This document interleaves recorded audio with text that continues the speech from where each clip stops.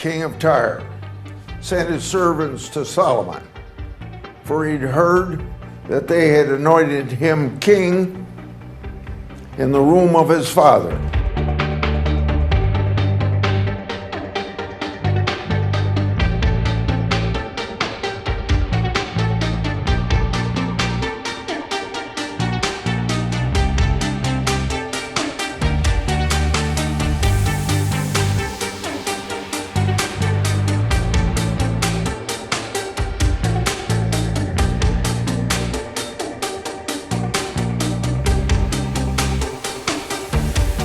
A new AP-NORC poll finds Americans are feeling down about the U.S. economy, which is becoming an increasingly big problem for President Trump. Only 30% of U.S. adults say they approve of how Trump is handling the economy, which is down from 38% last month and among the lowest ratings he's received on the economy in his second term. He gets an even lower rating when it comes to the cost of living, where just 23% of U.S. adults say they approve of how he's handling this issue.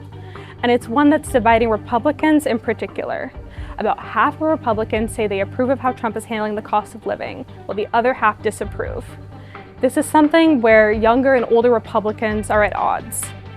About 6 in 10 Republicans under 45 say they disapprove of how Trump is handling the cost of living, compared to about 4 in 10 older Republicans. When we spoke to Republicans from this poll in follow-up interviews, many of them told us that while they're largely on board with what Trump is doing, they also find themselves frustrated by their own finances. This all comes as Trump's typically very steady approval rating has fallen to 33% from 38% last month, with some of that decline coming from Republicans.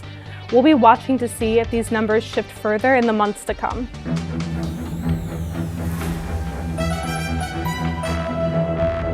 Hours before it was set to expire, US President Donald Trump announced an extension of the ceasefire with Iran at the request of mediator Pakistan. The move, Trump said, was intended to allow Tehran to come up with a unified proposal to end the 7-week war. A US delegation, led by Vice President J.D. Vance, which was expected to visit Islamabad for a second round of negotiations with Iran, has now been put on hold. The US blockade on Iranian ports will remain in place. Before Trump's announcement, Iranian Foreign Minister Saeed Abbas Araghchi slammed the US, saying that blockading Iranian ports is an act of war and thus a violation of the ceasefire. On Tuesday, a senior Iranian official said the government had not yet decided whether to join ceasefire negotiations. He told the state TV late Tuesday that Iran was upset about what he described as mixed messages from the Americans. He added that they were facing unacceptable actions from their American counterparts. Even though the ceasefire has bought time, the risk of the conflict restarting still looms in the absence of a deal.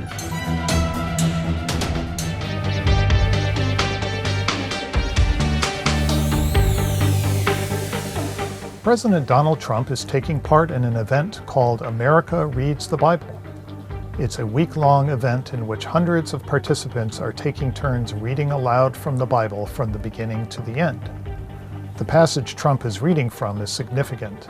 It's from the second book of Chronicles, chapter 7, and it's often been read at events called the National Day of Prayer each year. The passage depicts the dedication of the ancient temple in Jerusalem under King Solomon. In the key passage, God promises to Solomon that he will restore the nation if it sins and then repents. The verse reads, "If my people, which are called by my name, shall humble themselves and pray and seek my face and turn from their wicked ways, then will I hear from heaven and will forgive their sin and will heal their land." Organizers say they're thrilled that Trump has agreed to read this passage, noting its historical connection to National Day of Prayer events. And Abraham was old and well stricken in age, and the Lord had blessed Abraham in all things. And Abraham said to his eldest servant of his house that ruled over all that he had, "I pray you put your hand under my thigh, and I will make you swear by the Lord, the God of heaven and the God of earth, that you shall not take a wife to my son of the daughters of the Canaanites, among whom I dwell. But the use of the passage has its critics. They say it's used to promote a Christian nationalist vision that fuses American and Christian identity, especially at a time of growing religious diversity in America. Some critics also say that Trump's positions on such issues as the war and immigration don't mesh with the Bible that he's reading from. But many of his most fervent supporters are evangelical Christians, many of whom will be participating in the Bible reading marathon. They hope the event will bring a spiritual renewal.